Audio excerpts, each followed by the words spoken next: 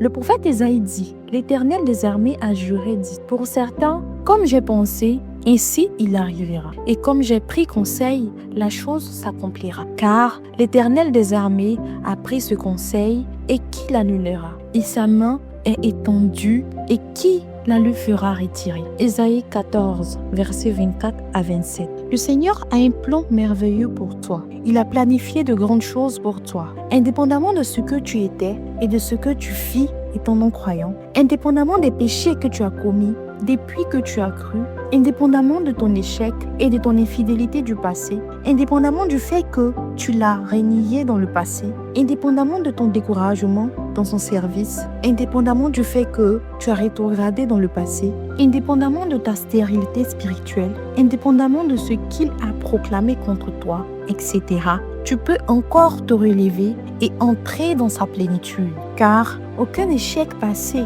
ou présent n'a besoin d'être final. Tu peux te tourner vers lui aujourd'hui et il te recevra et accomplira son grand dessein pour toi. Il veut commencer dès maintenant. Laisse-lui libre cours. Tu devrais lui dire, Seigneur, me voici. Tu as le champ libre. Seigneur, permets que tout ton dessein de me donner un avenir et une espérance s'accomplisse. Ensuite, détourne-toi de ton passé et repose-toi dans son amour. Il ne te rejettera pas, il te recevra et il accomplira son dessein glorieux pour toi. Saul était un homme dont les mains étaient rouges du sang des sangs. Il avait dû blesser, mutiler et rendre aveugle certains. Son passé était horrible. Pouvez-vous l'imaginer? Quand on considère cet homme, on pourrait se demander s'il pouvait être un candidat pour la conversion. Il était si violent, opposé à la voix. C'était si évident qu'il était de l'autre voix, celle du diable. Beaucoup de gens ne s'attendaient pas à ce qu'il puisse jamais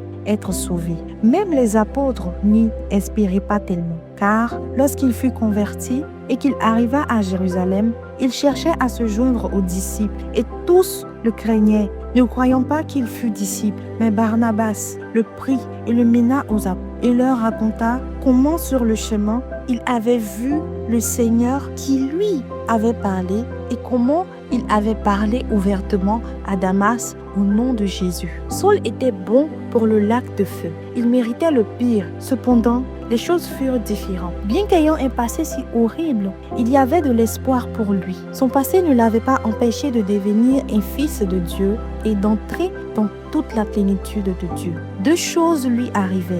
Premièrement, il reçut une révélation de Christ et fut converti. Deuxièmement, le Seigneur Jésus lui donna un ministère qu'il développa et qui eut des conséquences tellement lointaines. L'horrible passé de Saul en tant que meurtrier des disciples ne l'empêchait pas de devenir un serviteur du Seigneur. Il reçut un ministère distinct et fit beaucoup de progrès. En tant qu'ancien persécuteur, Dieu ne lui dit pas « Je vais te traiter avec réserve. Je ne suis pas sûr de ce que pourrait être ton prochain acte. Je vais seulement te donner un ministère très petit et peu important et te mettre en observation. Si tu te comportes bien et me témoignes beaucoup de loyauté, je verrai ce qu'on pourrait faire pour toi dans l'avenir. » Dieu lui donna un puissant ministère dès le départ. Il établit pour qu'il portât son nom à 3 groupes de gens, les païens, au roi, aux fils d'Israël. Dieu donna à Saul un ministère au monde entier et à toutes les classes de personnes dans le monde entier. Il lui donna un ministère qui était sans limite. Il lui donnait un ministère auprès des hommes importants et des hommes peu importants, aux esclaves et aux rois, aux insensés et aux sages, aux pauvres et aux riches. Et toi, cher ami, à quoi ressemble ton passé? Quelles sont les choses horribles que tu as faites avant que tu ne sois sauvé? Quelles sont les choses horribles que tu as héritées de tes ancêtres? Quelles sont les choses de ta vie passée qui te font penser que tu es disqualifié du meilleur de Dieu? Y a-t-il 1, 2 ou 3 avortements? Y a-t-il 1, 2 ou 3 divorces? Penses-tu par conséquent être disqualifié du meilleur de Dieu pour toi? À cause de ces choses ou de plusieurs autres que tu peux citer, écoute, est-ce là ta pensée? Dieu ne t'a pas abandonné. Ton passé n'a pas besoin de te priver du meilleur de Dieu pour toi. Tu peux encore entrer dans le meilleur. Élève ton cœur et dis-lui, Seigneur, Je crois que mon passé horrible n'a pas ruiné tout l'avenir. Je vais me lever en toi et devenir le meilleur de ce pourquoi tu m'as sauvé et de ce que tu veux que je sois. Les obstacles qui sont dus à mon passé sont ton affaire. Tu t'en occuperas de manière qu'il ne soit pas un obstacle m'empêchant d'entrer dans ton meilleur. Tu pourrais dire, eh bien, je confonds des obstacles qui n'ont pas été causés par moi. Ils ont été causés par les autres. Mais de même, ils sont là. Ils se tiennent sur mon chemin. Peut-être tes obstacles sont-ils héréditaires. Peut-être la couleur de ta peau est un problème ou encore quelques problèmes de santé. Peut-être as-tu hérité de plusieurs traits de caractère négatifs. Peut-être t'es-tu marié sous pression à la mauvaise personne. Ce sont là des obstacles causés par ton passé dans l'incrédulité. Ils ne sont pas un problème pour Dieu. Ton échec du passé n'a pas besoin d'être final. Cesse d'être découragé. Écoute ce que Saul dit de lui-même. Mais quand il plut à Dieu, qui m'a mis à part dans le ventre de ma mère et qui m'a appelé par sa grâce, de révéler son Fils en moi, afin que je l'annonçasse parmi les nations. Galates 1, versets 15 à 16. Ce que Dieu fit pour Saul, il l'a aussi fait pour toi. Il t'a mis à part dans le sang de ta mère, t'a appelé par sa grâce, et il lui a plu de te révéler son Fils. Il le fit.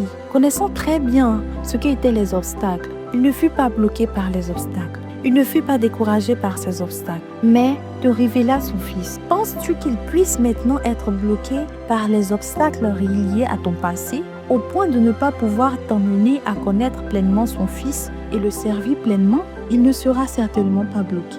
Quel est l'obstacle qui puisse le bloquer? S'il y a un obstacle à gauche, ne peut-il pas passer à droite et accomplir son but? S'il y a quelqu'un qui s'oppose à lui dans son désir de te bénir, ne peut-il pas trouver 1 million de personnes qu'il peut utiliser pour te bénir et accomplir son dessein pour toi? Tu peux connaître Dieu le plus intimement possible, même après 3 divorces. Tu peux connaître Dieu le plus intimement possible, même après que tu aies commis 10 avortements. Tu peux connaître Dieu le plus intimement possible, même si tu te retrouves marié à 10 femmes. Tu peux connaître Dieu le plus intimement possible, même si tes parents n'étaient jamais mariés ou avaient divorcé. Tu peux connaître Dieu le plus intimement possible, même si tes parents sont non-croyants. Si tu es prêt à coopérer avec le Seigneur, tu peux entrer dans la relation la plus intime avec lui et le connaître tel qu'il est réellement, indépendamment de ce que fut ton passé. Tu peux aussi t'élever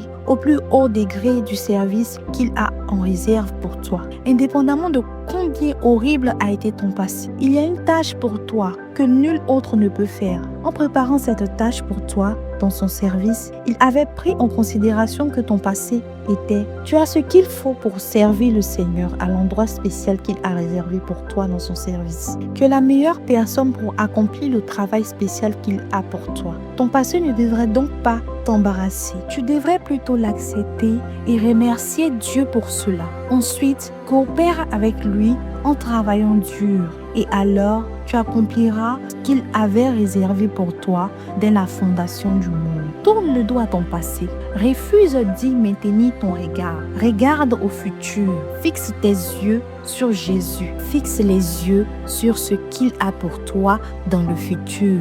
Avance avec lui. Réjouis-toi en lui. Loue-le. Remercie-le pour ton passé, ton présent et ton futur. Attends-toi au meilleur de lui. Ne méprise pas ce qu'il t'a donné à faire pour lui maintenant. Fais-le de tout ton cœur et de tout ton être. Il te bénira progressivement. Il accomplira son dessein te concernant. Il te conduira à entrer dans ton plein héritage en lui. Sors de l'échec et du doute. Sors de la défaite. Sors et entre en lui. Lève-toi et sors maintenant.